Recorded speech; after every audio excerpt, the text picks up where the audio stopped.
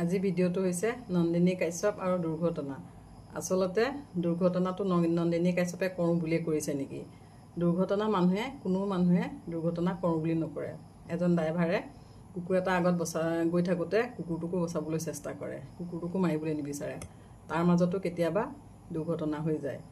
গম নোপোৱাকৈ হোৱাবিলাককে দুৰ্ঘটনা বুলি কয়। মানুহে কেতিয়াবা পানী বাল্টিংটো লৈ গৈ থাকোঁতেও পিছল খাই পৰি যায়, পৰি পেলাই হয়তো হাত ভৰিও ভাগি যায়, সেইবিলাকতো দুৰ্ঘটনা বুলিয়েই কয়, নহয় জানো? কিন্তু নন্দিনী কাশ্যপে দুৰ্ঘটনাটো কৰিছে, কৰি পেলাই তেওঁ দুৰ্ঘটনাটো কৰাৰ কাৰণে হয়তো সমগ্ৰ অসমবাসী জাঙুৰ খাই উঠা নাই। সমগ্ৰ অসমবাসী হয়তো জাঙুৰ খাই উঠিছে তেওঁ ব্যৱহাৰৰ কাৰণে। দুৰ্ঘটনাটো কৰিছে, কৰাৰ পিছত তেওঁ কিছু সহানুভূতি দেখাব লাগিছিলে, যিহেতুকে তেওঁ এগৰাকী ৰাইজৰ মানুহ, এগৰাকী অভিনেত্ৰী বোলে তেওঁ। গতিকে অভিনেত্ৰী যিহেতুকে তেওঁ এগৰাকী ৰাইজৰ মানুহেই, ৰাইজে যিহেতুকে ভাল পায় তেওঁক, নহয় জানো? গতিকে তেওঁ কি মন্তব্য দিলে যে মোৰ গাড়ীখনো ভাগিছে, ল'ৰাজনে বেছি দুখ পোৱা নাই, হাতত অলপ দুখ পাইছে, পেটত অলপ দুখ পাইছে, মোৰ গাড়ীখনৰো বোলে বহুত ক্ষতি হৈছে, 2-3 লাখ টকা এতিয়া ভৰিব লাগিব, কোনে দিব? তেওঁলোকে দিব নেকি?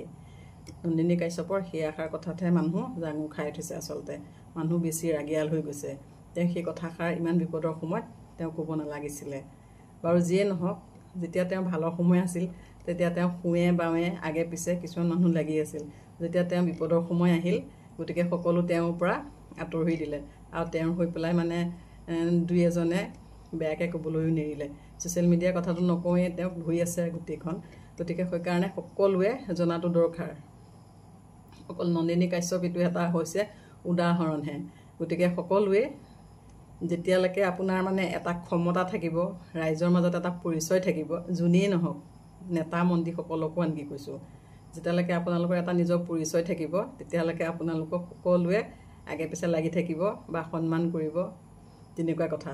আৰু যেতিয়া আপোনালোকৰ মানে অলপ কিবা এটা খুঁত বিচাৰি পায় মানুহে, তেতিয়া আপোনাক কিন্তু একেবাৰে ওপৰৰ পৰা তলত পেলাই দিবলৈ, ধপচকৈ পেলাই দিবলৈ বেছি সময় নালাগে। গতিকে সেই কথাষাৰ সদায় মনত ৰাখি পেলাই চলা দৰকাৰ।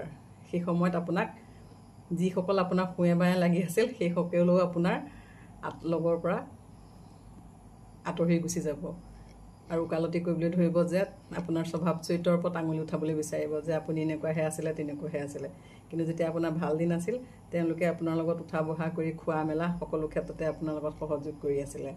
গতিকে সেই কথাটো এটা উদাহৰণ মাত্ৰ। নন্দিনী কাশ্যপ এটা মাত্ৰ উদাহৰণ। এই উদাহৰণটো সকলো মানুহে ফ'ল' কৰি বা জানি উচিত শিক্ষা পোৱাটো বহুত জৰুৰী বুলি ভাবোঁ।